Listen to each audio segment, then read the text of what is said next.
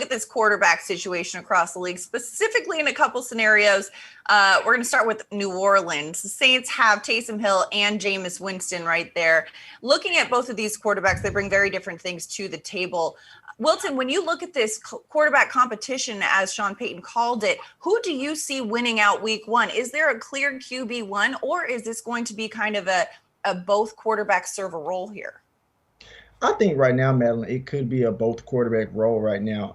When I look at this, and I'm a big Drew Brees fan, but when I think about this, I just don't see either one of them being the key major starting quarterback for New Orleans. But if you have to take the two, I think that some people will say Taysom Hill, what he did last season, stepping in for Drew Brees, would be the starter. But also, when you look at Jameis Winston, what I'm interested to see is what has he learned in sitting on the bench watching Drew Brees play all of these games, this past season. And so when you look at that, obviously he's shown that he can win in the NFL. Taysom Hill, when I look at him, he's not sure a typical quarterback, but like I said, he was able to win games last year. It worked for him. Sean Payton built an offense for him to thrive and succeed. So it's only going to, time is only going to be able to tell whether or not which of the two will be the starter moving forward. Yeah, and it'll be interesting, too. I mean, Jameis Winston saw very limited action last season. It'll be interesting if that time on the sideline watching Drew Brees really affected that turnover bug as well that he's, known all too well. But another team that we have seen with some quarterback storylines, the Chicago Bears. Andy Dalton said, "They told me I'm going to be the starter when they signed me." This, of course, after a huge story about the deal that they offered for Russell Wilson. Breer, I see you laughing at this one. I think all of us are kind of shaking their head like, and it's got to be tough for a guy coming in saying like, the entire narrative around it is they settled for Andy Dalton. Well, it's interesting because I do think that there's some, at least for right now, there's this feeling that, all right, we got to kind of keep our options open. And if Deshaun Watson or Russell Wilson were to be available, we may not want to be tied down. And so I think you look at Carolina with Teddy Bridgewater, you look at Washington with Ryan Fitzpatrick, you look at Chicago now with Andy Dalton. What I think you see here is teams taking half measures and saying, we're okay with what we have right now, and this is sort of a way for us to tread water.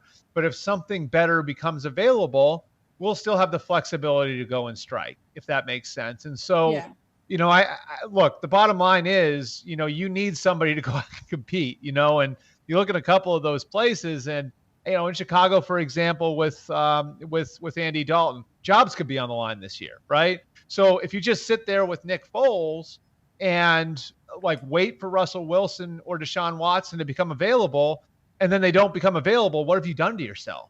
You put yourself in a position where not only are you maybe not going to be as good as you would be if you went and got Andy Dalton, but you also look like you've been just completely negligent to the position, in general. And how's that going to help you with your owner? You know what I mean? I look at some of these situations, and I think the discussion that's happening inside these buildings right now is, how do we find a solution for right now? Something we're comfortable with, something where if we get to week one, we'll be okay, but we're not giving up the flexibility to go and take a bigger swing down the line. If you went and traded for Matthew Stafford or you went and traded for Carson Wentz, you're out of the Deshaun Watson business. You're out of the Russell Wilson business.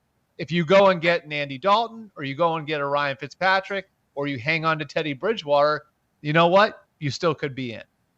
Yeah, absolutely. But I mean, looking at this is kind of telling this guy, hey, you're the starter, but also staying 1 foot in the conversation about another name. Well, hey, Madelyn, I'll give you a perfect example, okay? The Eagles swore to everyone in 2016 from the mountaintops, right? Mm-hmm. Sam Bradford's our starter. Sam Bradford's our starter. Forget anything else that you've heard, right? What happened? They traded up twice to go and get Carson Wentz. Things can change. So, there's just I would just caution anybody to believe any sort of absolute statements that are being made this time of year. Yeah, I mean, it's a mind game. I mean, we're all familiar with, we didn't sign him to trade him. I mean, it's a mental approach to this as well, because it's a chess game between general managers and saying, you know what, I don't want to get rid of this guy, offer me something bigger. But, you know, if they do go into week one, if they do have Andy Dalton as QB1 this season, Fabs, can the Bears be competitive in the NFC North? Can they really get things done with Dalton as their quarterback? Well, it's going to be hard in a division where you have Aaron Rodgers, the reigning league MVP. But if you're a Bears fan at this point, I mean, you just got to throw your hands up. Like, well, I mean, we've never really had a great quarterback, and now we've got Andy Dalton and Nick Foles. Great. So from a fantasy perspective, the thing that we want is Allen Robinson to succeed, and he's mostly been quarterback proof. He's had Blake Bortles. We know about Blake Bortles. He's had Mitchell Trubisky, who's now a backup in Buffalo. And so we're hoping that Andy Dalton can come in and get Allen Robinson the football, get him 90 catches, well over 1,000 yards, target him in the red zone. And they've got Darnell Mooney, who is going to be a fantasy darling. I can promise you that right now. Over the summer months, they're trying to trade Anthony Miller. Mooney really showed off last season, could be a potential sleeper. You've got Cole Kmet. His value is going to be on the rise after really doing next to nothing during his rookie campaign. So in fantasy land, we're not so much worried about Andy Dalton because he's not going to be draftable in most leagues.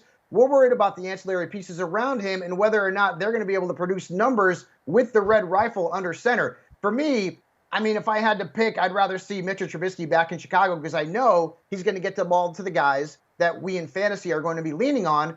We're going to see if Dalton could do that. I mean, the good thing is that last year when he was with the Cowboys weren't very good. Amari Cooper was still putting up pretty good numbers. And for years, A.J. Green was a fantasy star in Cincinnati with Dalton throwing him the football. There's been a lot of Dalton slander like on the internet like the last few days. And I just like want to remind everybody, like, this guy isn't like Nathan Peterman. You know what I mean? Like he went to the playoffs 5 years in a row.